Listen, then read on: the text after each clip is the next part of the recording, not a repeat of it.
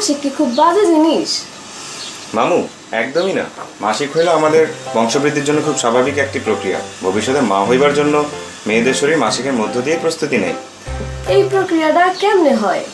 মাসিকের সময় মায়ের অপবিত্র বলা হয় কেন? মামু, তোমরা নিশ্চয়ই জানো একটা বাচ্চা হয় কিন্তু জরায়ুতে। মাসিকের মধ্য দিয়ে জরায়ু প্রস্তুতি নেয় যাতে ভবিষ্যতে মা হইতে পারে।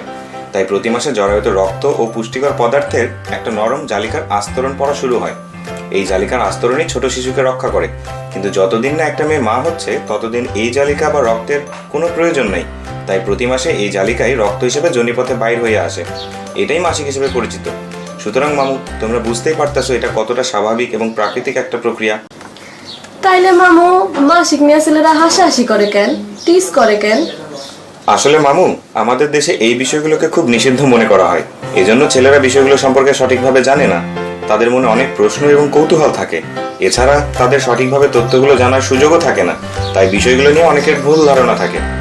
মাসিক পৃথিবীর প্রত্যেকটা মানুষের জন্মের একদম প্রাথমিক পর্যায়ে। ছেলেদের উচিত এটা নিয়ে হাসাহাসি বা টিজ না করা। আর কেউ হাসাহাসি বা টিজ করলে তার প্রতিবাদ করা এবং তাকেও এই বিষয়গুলো জানানো। আর একটা কথা মামু, এই সময় মেয়ে বন্ধু, বোন বা মাকে সাহায্য করার মনোভাব তৈরি করা উচিত ছেলেদের।